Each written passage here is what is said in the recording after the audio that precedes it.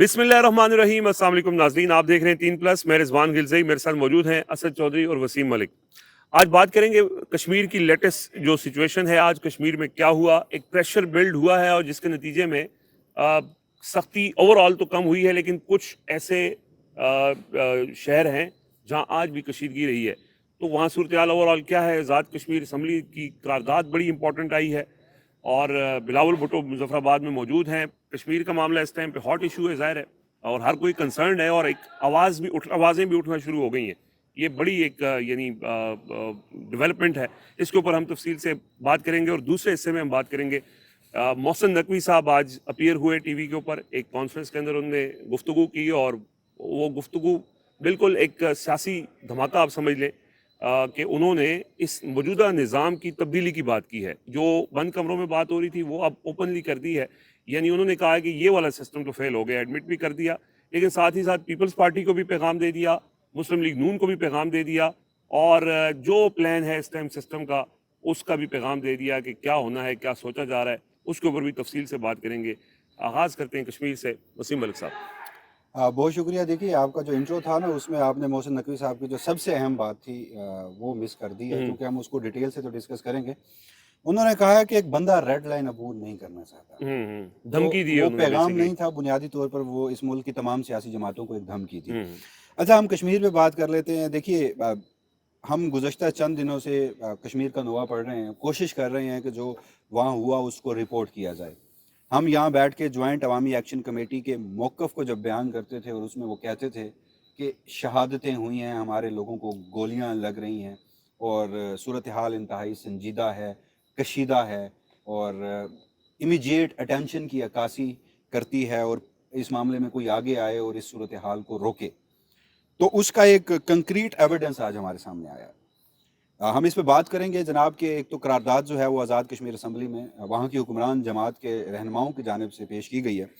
तो उसके करारदाद का जो सफ़ा नंबर 2 है, जो सरदार याकूब खान MLA हैं उनकी जानिब से पेश की गई है, उसका जो तीसरा पैराग्राफ है ये करारदाद जो है ये मन जानिब जनाब सरदार हसन इब्राहिम खान की जानिब से है। अभी हम डिस्कस कर रहे थे वीडियो से पहले कि इनके जो आबाओ अजदाद हैं उनका कश्मीर के हवाले से क्या कंट्रीब्यूशन सरदार रहा। इब्राहिम खान बड़ा नाम थे और बड़ी उनकी कंट्रीब्यूशन भी थी, वो सब बता रहे थे। इलाके पाकिस्तान के साथ इलाके कश्मीर सबसे का। पहले शायद उन्होंने करारदाद पेश की थी। मतलब उनका रोल था जब पाकिस्तान बन रहा था तो उन्होंने ये करवाया कि कश्मीर जो है वो पाकिस्तान के साथ जाएगा। तो उनके ये साहबजादे हैं। अच्छा, सरदार हैं, हसन शायद इब्राहिम होते हैं, होते मतलब हैं। मुझे एग्जैक्टली तो कंफर्म नहीं। अच्छा, वो कहते हैं कि ये ऐवान आज़ाद कश्मीर की मौजूदा सूरत हाल पर इंतहाई तशवीश का इजहार करता है। रावलाकोट और दीगर जगहों पर अवाम और फोर्सेस की शहादतों के नाकाबिले तलाफी नुकसान को बड़ा संगीन नुकसान करार देता है। आपने इस फिक्रे पर गौर करना है, अवाम और सिक्योरिटी फोर्सेस की शहादतें। तो इसका मतलब है कि निहत्ते लोगों पर गोलियां बरसाई गई हैं, वहां शहादतें हुई हैं। वो जो ज्वाइंट अवामी एक्शन कमेटी सब्सटेंस के तौर पर लाशों की, मैयतों की वीडियोस, जनाजे, तदफीन, वो सब जब जारी कर रही थी तो बहुत सारे लोग मानने को तैयार नहीं थे। दूसरा, अब आ जाते हैं आज की लेटेस्ट सिचुएशन। इस वक्त जैसे उनका इस मुजफ्फराबाद मार्च से पहले कोई 40-45 दिन द्रेक एक उनका गढ़ रहा जो रावलाकोट से पहले है, तो अब उनका उस तरह से गढ़ बन चुका है डी चौक, जो कि रावलाकोट शहर का एक मुकाम है। वहां पर वो बैठे हैं। आज फायरिंग की उस तरह से इतलात सामने नहीं आई, जानी नुकसान की इतलात सामने नहीं आई। वजह उसकी जो बज़ाहिर नजर आ रही है वो ये कि लोग अब आगे नहीं बढ़ रहे। अब उसके पीछे वजह क्या है, कोई दरमियान में अल्लाह करे ऐसा हो, जो हम गुमान कर रहे हैं कि शायद कोई बातचीत का रास्ता खुला है या कुछ ऐसा हुआ है कि वो लोग आगे नहीं बढ़ रहे, जिस वजह से नुकसान नहीं हो रहा। लेकिन बतदरीज ओवरऑल कश्मीर की सूरत हाल ऐसी है, कश्मीर भर में मुजाहरे हो रहे हैं, खवातीन बच्चे बड़ी तादाद में बाहर निकल रहे हैं और रावलाकोट के पैरेलल अब मीरपुर में भी सिचुएशन इंतहाई वर्स्ट हो चुकी है। कर्फ्यू की वहाँ पर समा है, सारा दिन मुजाहिरीन जो बाहर निकले, जिस तरह शहादतें हुई उनके साथ इजहार यकजहती करने के लिए, तो उन पर यूज़ ऑफ फोर्स, डंडे, लाठियाँ, गालबन वहाँ पर शेलिंग भी बड़ी तादाद में मनाजिर जो हैं वो देखे गए। तो इस वक्त मीरपुर की सिचुएशन जो है वो भी ऐसी है। اس پر ایک اور ڈیولپمنٹ جس قرارداد کا بھی ہم ذکر کر رہے تھے، رات گئے بلاول بھٹو زرداری صاحب کی ایک پریس کانفرنس آئی، گمان تو یہی ہوا کہ غالباً وہ آئیں گے اور کشمیر کی صورتحال پر عوام کے حق حکمرانی کی تو وہ بات کرتے ہیں اپنے بیلٹ کے لیے، اپنے ووٹس کے لیے، شاید وہ آئیں گے اور سامنے آ کر کہیں گے کہ میں عوام کی حق زندگی کے لیے اب اس کے تحفظ کے لیے آگے آیا ہوں اور میں اس پہ اقدامات کروں گا یا میں اس میں جد و جہد کروں گا، لیکن انہیں بلٹ سنائی نہیں دی، بیلٹس پر کل رات بھی ان کی نظر تھی۔ تو اب ان کی جانب سے آزاد کشمیر اسمبلی کا، چونکہ ابھی وہاں پر انٹرم سیٹ اپ تو ہوتا نہیں ہے، وہ اس وقت پاور میں ہے، تو وہاں پر یہ بات ہوئی کہ ایک امیجیٹ یعنی ہنگامی نوعیت کا اجلاس بلایا گیا اور اس میں پیپلز پارٹی کے متعدد رہنماؤں نے، چودھری یاسین ہیں، سردار یعقوب ہیں اور سردار حسن ابراہیم خان ہیں، انہوں نے قرارداد پیش کی اور اس میں ٹروتھ کمیشن کا مطالبہ کیا ہے، اور اس میں یہ قرارداد کا میں آپ کو جسٹ بتا دیتا ہوں۔ نہیں، وہاں پہ صرف ٹروتھ کا ہے، ریکنسیلیشن اس بار ہٹا دیا گیا ہے۔ ویسے تو بلاول بھٹو زرداری صاحب ٹروتھ اینڈ ریکنسیلیشن دونوں کی بات کرتے ہیں۔ تو اس میں اس کا جسٹ یہ ہے کہ جس طرح سے وفاقی حکومت کشمیریوں پہ سنگین الزام لگاتی ہے، ہندوستانی ایجنٹ قرار دیتی ہے، کہتے ہیں کہ راولہ کوٹ والے کشمیر سے نہیں ہیں، اور جو یہاں سے فتوے بیٹھ کے ریاستی کاسلیس اور وفاقی جو وزیر ہیں وہ جاری کرتے ہیں، اس کی مذمت کی گئی ہے۔ کہا گیا ہے کہ صورتحال سنگین ہے اور اس معاملے پر ٹروتھ کمیشن بنایا جائے۔ اچھا، یہ ابھی تک مجھے بھی سمجھ نہیں آ رہی۔ پھر بلاول بھٹو زرداری صاحب جو ہیں وہ ان قراردادوں کی تصویریں جو ہیں وہ اپنے ایکس اکاؤنٹ پر پوسٹ کرتے ہیں اور کہتے ہیں کہ ہم نے ٹروتھ کمیشن کا مطالبہ کیا۔ کس سے؟ وہاں آپ کی حکومت ہے، وہاں کے جو وزیر اعظم ہیں وہ فیصل ممتاز راٹھوڑ ہیں، وہ ایک نوٹیفیکیشن کر سکتے ہیں، ٹروتھ کمیشن کا قیام کر سکتے ہیں۔ اچھا، آج ان سے بھی ایک سوال ہوا، تو یہاں سچویشن کا آپ کو ایگزیکٹلی آئیڈیا ہوگا، اور اس میں پیپلز پارٹی کو اتنا ہی ذمہ دار سمجھتا ہوں جتنے دیگر اس میں فریقین ہیں، لیکن انہوں نے ایک بات کی، وہ کہتے ہیں کہ ہم نہیں چاہتے کہ جانی نقصان ہو، ہم چاہتے ہیں کہ بات چیت ہو، ہم جوائنٹ عوامی ایکشن کمیٹی کو مذاکرات کی دعوت دیتے ہیں۔ اگر وہاں کی حکومت بھی مذاکرات کرنا چاہتی ہے، ایکشن کمیٹی والے روز کھڑے ہو کے کہتے ہیں کہ ہمارے ساتھ مذاکرات کرو، تو مذاکرات ہو کیوں نہیں رہے؟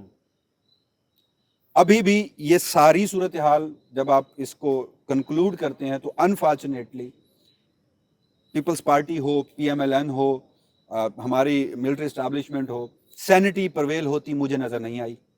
کوئی بیک ڈور اللہ کرے اگر وہ ابھی تک وہ سلسلہ رکا ہے کہ وہ آگے نہیں بڑھ رہے، وہ اب اپنے نقصان کی وجہ سے آگے نہیں بڑھ رہے، ان کی اپنی کوئی اسٹریٹجی ہے یا کوئی پس پردہ بات چیت ہو رہی ہے، ایسا میرے پاس کوئی انفارمیشن نہیں ہے۔ میں صرف ایک ابھی بھی آپ مجھے کم عقل کہہ لیں، جاہل کہہ لیں، لیکن جو اویلیبل کہ میں ابھی بھی خوش گمان ہوں اس معاملے میں کہ شاید کوئی سینٹی پرویل کسی نہ کسی سطح پہ ہو رہی ہو۔ الٹیمیٹلی تو بات چیت صحیح ہوتا ہے نا، آپ جتنے دن آپریشن کریں گے اگین آپ کو ایگزیکٹلی، لیکن اس وقت وہی صورتحال ہے، اور مظفر آباد میں اب 2 اگست کو انتخابات ہیں۔ اب دیکھنا یہ ہے کہ مظفر آباد کے انتخابات بھی ہو پاتے ہیں یا نہیں ہو پاتے، یہ اٹ سیلف ایک بڑا چیلنج ہے۔ ہاں، جو ہمارے لیے ایک حوصلہ افزا بات ہے کہ پاکستان کے مختلف سوسائٹی کے جو سیگمنٹس ہیں وہ ایٹ لیسٹ بولنا شروع ہوئے ہیں۔ اس میں ہماری جو انٹرٹینمنٹ انڈسٹری ہے، ہمارے اداکار ہیں، سوشل ایکٹیوسٹ ہیں، وہ اس پر اب کھل کر بات کرنے لگے ہیں۔ اور پھر ایک میرے لیے ایک اور بھی اچھی خبر وہ یہ تھی کہ وہ جو سینیٹر مشتاق صاحب ہیں وہ بالآخر بازیاب ہوئے ہیں۔ انہوں نے آج ایک ویڈیو سٹیٹمنٹ جاری کیا ہے اور انہوں نے کہا ہے کہ وہ کل یعنی 31 جولائی کو اسلام آباد کے جو مرکز ہے F10 سیکٹر کا، وہاں پر ایک ایونٹ رکھنے جا رہے ہیں، اور اس میں احتجاجی مظاہرہ ہے، کشمیر سے یکجہتی ہے، لوگوں کو جس طرح سے گولیاں ماری جا رہی ہیں اس کے خلاف آواز اٹھانا ہے۔ انہوں نے سول سوسائٹی کو، وکلا کو، ملک بھر کی جو ہماری طلبہ تنظیمیں ہیں ان کو بلایا ہے۔ تو اس طرح کے جب کچھ ایونٹس اگر ہو رہے ہیں جہاں پیرالل یوز آف فورس ہو رہا ہے، تو پھر اگر کوئی ایک شخص بھی بات کرنے والا ہے یا مزاحمت کرنے والا ہے یا اپنے حصے کی شمع جلانے والا ہے، تو وہ ہمارے نزدیک ایک بڑی ایک پر امید بات ہے۔ لیکن ابھی تک حالات جوں کے توں ہیں۔ 40 اب تو وہ جب آج کا انہوں نے ایکشن کمیٹی نے کلیم کیا، وہ کہتے ہیں کہ 27 جولائی جب ہم آگے بڑھے، اس سے پہلے جتنا جانی نقصان ہو چکا تھا، اب ہمارے 40 لوگ جو ہیں وہ شہید ہو چکے ہیں۔ انہوں نے 40 کنفرم کیا۔ انٹرنیشنل میڈیا کی وجہ سے بھی ایک پریشر ڈیولپ تو ہوا ہے، جس کی وجہ سے شاید یہ بھی ایک ریزن ہو سکتی ہے۔ اچھا جو صاحب، آپ اس کے اوپر آپ کی طرف آنے سے پہلے ظاہر اگلا ٹاپک ہمارا ہے محسن نقوی کے حوالے سے۔ محسن نقوی صاحب نے آج ایڈمٹ کیا کہ یہ نظام تو نہیں چل سکتا اور کولیپس کر گیا ہے یہ نظام، اور انہوں نے کہا کہ ایک نئے نظام، جمہوریت میں بہت سے نظام ہوتے ہیں اور ان کا اشارہ شاید صدارتی نظام کی طرف ہو یا اس کے اندر ظاہر ہے انہوں نے چھوٹے صوبوں کی بات کی, نئے لوگوں کی بات کی, نئے نظام کی بات کی, یہ کیا وہ سوچ رہے ہیں؟ لیکن ایک چیز ان کا ایڈمیشن تھا کہ ہم تو ناکام ہو چکے ہیں. تو اس میں ایک شعر صرف میں پڑھنا چاہتا ہوں, میرے ذہن میں اچانک یہ آیا اس ٹائم پہ کہ وہ جو کہتے ہیں بیابانوں کو سنواریں گے ہم, وہ جو کہتے ہیں بیابانوں کو سنواریں گے ہم, ان سے پوچھو کہ اجاڑے ہیں گلستان کس نے. جی ہاں, تو یہ سب سے اہم بات ہے جی پورے ہاں, مرکزی میں. ہاں, تو یعنی اس نظام کو قائم رکھنے کے لیے محسن نقوی صاحب ہی اس ساری جو سسٹم ہوا ایک حکومت کو گھر بھیج کے اس کے بعد 4 سال سے, اس کے سب سے مرکزی کردار اس نظام کو شروع کرنے میں, اس کو دوام دینے میں ان کا بہت بڑا کردار رہا ہے. اور ان کی بات اسی لیے آج یہ ڈسکشن میں بھی آ گئی ہے اور لوگ اس کے اوپر بات بھی کر رہے ہیں, کیونکہ ان کی طرف سے یہ کہنے کا مطلب یہ ہے کہ جو انہوں نے ابھی تک سوچا ہے اس کو انہوں نے حاصل کیا ہے. تو اس کا مطلب یہ ہے کہ اب ہم ایک نئے نظام کی طرف جا رہے ہیں آنے والے دنوں میں, کیونکہ اس کے سامنے ان کے سامنے کوئی ریزسٹنس نہیں ہے, تو وہ یہ بھی حاصل کر لیں گے. اسد چوہدری صاحب, آپ اس ساری صورتحال پہ تفصیل سے ہمیں ذرا تھوڑا سینسٹائز. بہت شکریہ رضوان صاحب. دیکھیں محسن نقوی صاحب نے جو گفتگو کی ہے, جن معاملات کو انہوں نے چھیڑا ہے اس گفتگو میں, اپنی گفتگو میں, اس کے اوپر بات کرنا ایک ویڈیو کے اندر ممکن نہیں ہے. میں بہت مختصر رکھتے ہوئے جو مختلف 5-7 اہم جو نکات ہیں میری نظر میں, اس کے اوپر میں مختصراً گفتگو کرنے کی کوشش کروں گا. ایک تو آپ نے بتا دیا کہ حکومتی ناکامیوں کا انہوں نے اعتراف کیا ہے. یہ کوئی عام شخص نہیں ہے, یہ کوئی کسی راہ چلتا آدمی نہیں ہے, یہ موجودہ حکومت کا سب سے زیادہ مضبوط, سب سے زیادہ طاقتور وفاقی وزیر جو ہے, اس کی گفتگو ہے, جس نے یہ اعتراف کیا ہے کہ عام آدمی کو, پاکستان کے نوجوان کو, تمام معاملات بزنس سے ریلیونٹ ہوں, اکانومی سے ریلیونٹ ہوں, دہشت گردی سے ریلیونٹ ہوں, یا جو چیلنجز ہیں, اس نے اعتراف کر لیا کہ ناکام ہو گئے وہ فلفل کرنے میں. ختم ہو گئی کہانی. انہوں نے یہ بھی کہا وہ بھانپ رہے ہیں, انہیں اندازہ ہے, ہم اس کو ویلیو کریں نہ کریں. وہ کہتے ہیں کہ پاکستانی کاکروچ اگر اکٹھے ہو گئے, تو ان کو ایک تو مہلت ملی ہوئی ہے کہ پاکستانی جو کاکروچ ہیں, کاکروچ اکٹھے نہیں ہیں پاکستان کے. وہ کہتے ہیں کہ اگر اکٹھے ہوئے, اگر ہو گئے, تو یہ سب کو بہا لے جائیں گے, پورا سسٹم لپیٹ دیں گے. ایک انہوں نے کہا کہ بزنس مین یہاں پہ بیٹھے ہیں, ان کو دعوت دیتے ہیں کہ یہ بھی ذرا آئیں. اس سے پہلے یہ بھی دیکھنا ہوگا کہ یہ جو بزنس مین بیٹھے ہوئے تھے سامنے, انہوں نے کیا گفتگو کی ہے. انہوں نے جو گفتگو کی ہے وہ انہوں نے کہا جی سینٹ میں بھی سیٹیں دے دیں, صوبائی اسمبلیوں میں بھی سیٹیں دے دیں, قومی اسمبلی کے اندر بھی ہمیں نمائندگی دے دیں. بزنس کمیونٹی, یہ بزنس کمیونٹی جن سے, سینٹ میں تو سارے یہی ہوتے ہیں. وہ ایک شعر تھا نا, وہ دوا لیتے رہے اتار کے لونڈے والا. یہ بزنس کمیونٹی کے جو لوگ بیٹھے ہوئے تھے, اس میں بہت سارے اچھے لوگ بھی ہوں گے.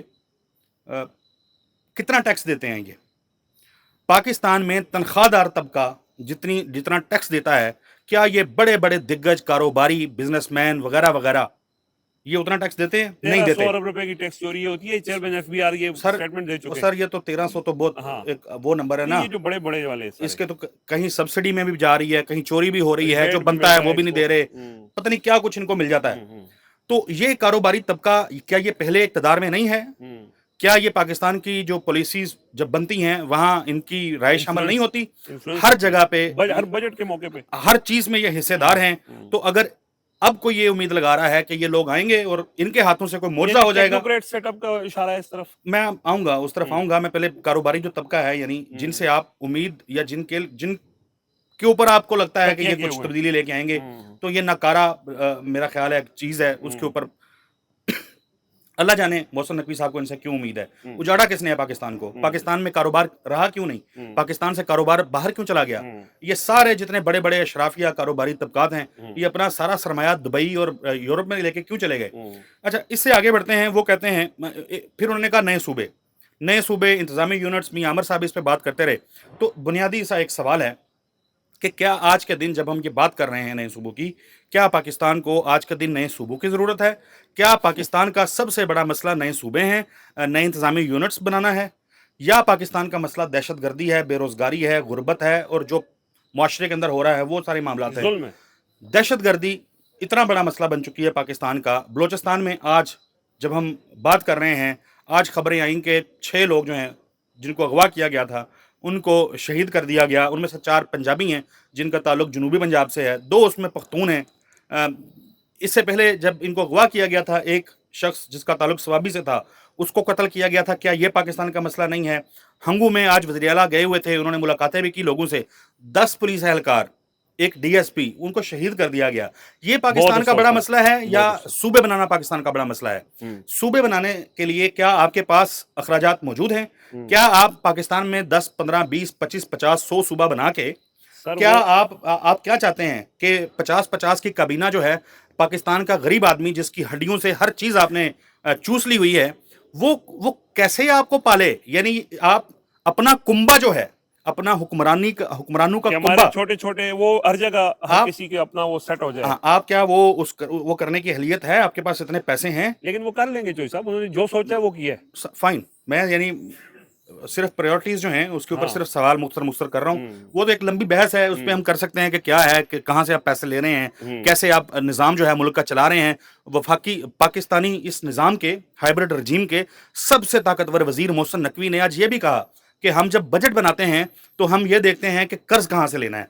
उन्होंने खुद इतराफ़ किया। मैं आगे बढ़ता हूँ, मैं ड्रैग नहीं करता। उन्होंने कहा शहबाज शरीफ जो हैं वो 14 से 16 घंटे काम करते हैं, वो 18 घंटे काम भी करेंगे तो कोई तब्दीली नहीं आएगी। तो शहबाज शरीफ साहब अगर 14 से 16 घंटे काम करते हैं, उनका बहुत शुक्रिया, लेकिन वो तो डिलीवर नहीं कर पा रहे। वो सिर्फ फर फाइटिंग कर रहे हैं, वो तो डिलीवर नहीं कर पा रहे। फिर आप कहते हैं कि निजाम नाकाम हो गया। इस निजाम को चलने किसने दिया है, बनाया किसने? अच्छा, इसमें दो तरह की बात है। एक वो हम जब डिस्कस कर रहे थे वसीम मलिक, उस पर तफसील से बात करेंगे निजाम के हवाले से। ये निजाम पार्लिमानी जमहूरी निजाम जिसको हम कहते हैं, क्या ये पाकिस्तान में पूरे तरीके से फंक्शन कर रहा है? मैं नहीं कह रहा 4 मार्शल लॉ लगे जी, इतने साल जाया हो गए, उस पर बात हो सकती है, वसीम करेंगे। लेकिन मैं ये कह रहा हूं कि जितना अरसा आपने सियासतदानों को दिया है, या जिस किस्म के सो कॉल्ड सियासतदान इक़्तिदार में आए हैं, क्या उन्होंने पाकिस्तान में जमहूरी निज़ाम जो था, पार्लिमानी जमहूरी निज़ाम, उसको इम्प्लीमेंट किया? क्या आपने जब सूबों को हकूक दिए तो क्यों आपकी रालें टपकती हैं? आप कहते हैं कि सूबों से इख्तियारात वापस ले लें। एनएफसी अवार्ड के ऊपर बहुत सारे लोगों को तहफ़्फ़ुज़ात भी हैं, क्या वो पूरी तरीके से उसके ऊपर अमल दरामद होता है? क्या जिस तरीके से सूबे जो हैं वो अपनी आबादी के इवज़ आप वफाक से पैसा खींच के ले जाते हैं, क्या वो बल्दियाती निज़ाम में जाके नीचे तक तकसीम करते हैं? क्या आपने निचली सतह पर लोगों को इस सिस्टम के अंदर, इस निज़ाम के अंदर शामिल करने की कोशिश की है? तो जब आपने एक निज़ाम को पूरी तरीके से लागू ही नहीं होने दिया, ना आपने लागू किया, तो आप सिस्टम में तब्दीली, निज़ाम की तब्दीली की बातें कैसे कर सकते हैं? मतलब आप मजीद एक नया तमाशा, एक नया शुगल जो है वो लगाने। अच्छा, फिर इसके बाद आगे चले जाएं। वो कहते हैं कि तमाम सियासी जमातों को एक कमरे के अंदर बैठ जाना चाहिए। क्यों कमरे के अंदर बैठ जाना चाहिए? आप लोगों के सामने आके बात करने को तैयार क्यों नहीं है? आप पाकिस्तान के लोग, जो पाकिस्तान के हकीकी वारिस हैं, जो पाकिस्तान के असल मालिक हैं, जो पाकिस्तान के स्टेक होल्डर हैं, उनके अंदर आके आप ये बात करने के लिए तैयार क्यों नहीं है? आप कमरों के अंदर, बंद कमरों के अंदर बैठ के सारे मामला तय करके, ये अशराफिया, पॉलिटिकल अशराफिया जो है, ये हर चीज़ अपने हाथ में लेके अपनी मर्जी हमारे ऊपर मुसल्लत करने की बात क्यों कर रही है पाकिस्तान के आम आदमी? अच्छा, फिर ये जो निज़ाम आया था, क्या मोहसिन नकवी साहब 4 साल से इसका हिस्सा नहीं है? पंजाब के अंदर वज़ीर आला मैं तो नहीं था, मोहसिन नकवी साहब थे। फिर जब वो आए, फिर वो कितने शान के साथ वो सेनेटर भी बने, फिर वो वफाकी वजीर भी बने, फिर वो पीसीबी के चेयरमैन भी बने, एशियन क्रिकेट काउंसिल उसके भी चेयरमैन हैं। ईरान जंग के अंदर जाके दौरे करने हों, दुनिया के साथ जाके बातचीत करनी हो, वहां पे भी बड़े सरगर्म रहते हैं। पूरा निज़ाम जो पाकिस्तान में चल रहा है, उसका सबसे बड़ा जो जिसको कह लें एलिमेंट, एक शख्सियत हमको नजर आती है, तो वो मोहसिन नकवी साहब हैं। तो वो 4 साल बाद गिला करके कहते हैं नए चेहरों के आने की जरूरत है। हम भी यही कहते हैं कि नए चेहरों के आने की जरूरत है, लेकिन चेहरे वो जिनको अवाम लेके आए। आप सिस्टम ठीक करना चाहते हैं, आप कर सकते हैं। आप हुकूमत खत्म कीजिए, इंतखाबात करवाइए पाकिस्तान में, और पाकिस्तान के आम आदमी जिसको वोट देगा उसकी हुकूमत बनने दीजिए, तो ये निज़ाम ठीक हो जाएगा। आपका सिस्टम डिलीवर भी करने लग जाएगा। सूबा चाहे आप 4 बना लें, 10 बना लें। वो फार्म 47 की ये जो असम्बली है, मैं नहीं कह रहा, पाकिस्तान पीपल्स पार्टी ने कहा ये फार्म 47 की असम्बली है, बार बार कहा, बिलावल भुट्टो जरदारी साहब ने कहा।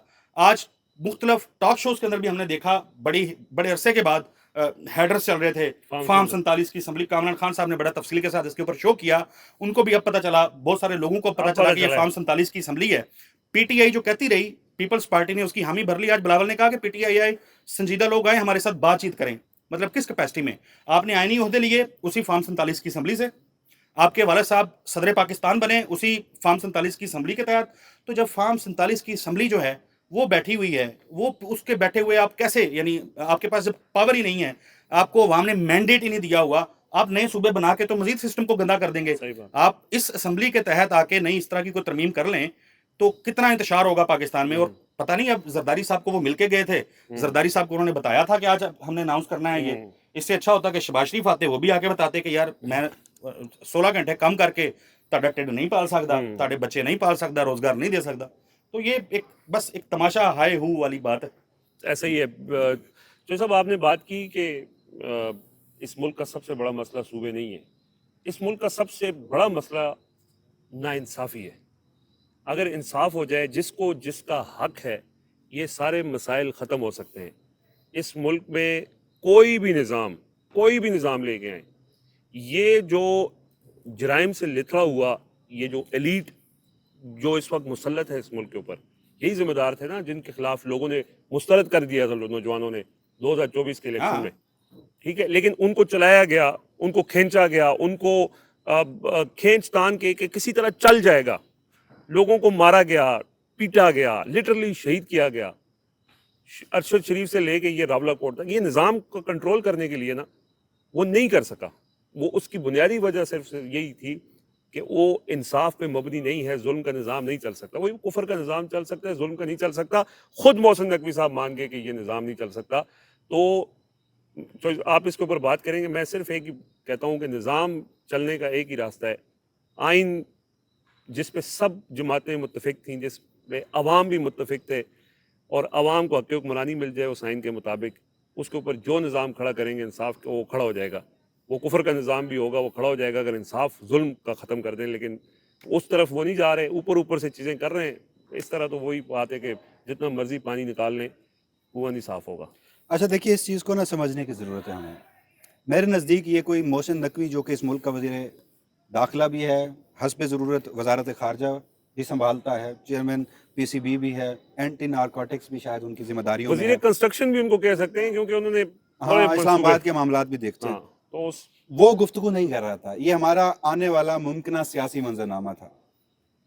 آج جو باتیں پہلے بیہائنڈ کلوز ڈورز ہوتی تھیں, آج وہ علل اعلان اس کو پبلک ڈسکورس میں لایا گیا ہے. PMLN اور پیپلز پارٹی شاید یہ سمجھ رہے تھے کہ ملٹری اسٹیبلشمنٹ کی گود میں بیٹھ کر ہی ہمارا سیاسی مستقبل ہے, تو آج انہیں استعمال کر کے ٹیشو پیپر کی طرح پھینک دیا گیا ہے. آج یہ اعلان کیا گیا ہے کہ اس ملک میں ٹیکنوکریٹ گورنمنٹ آئے گی, اس ملک میں قومی حکومت بنے گی.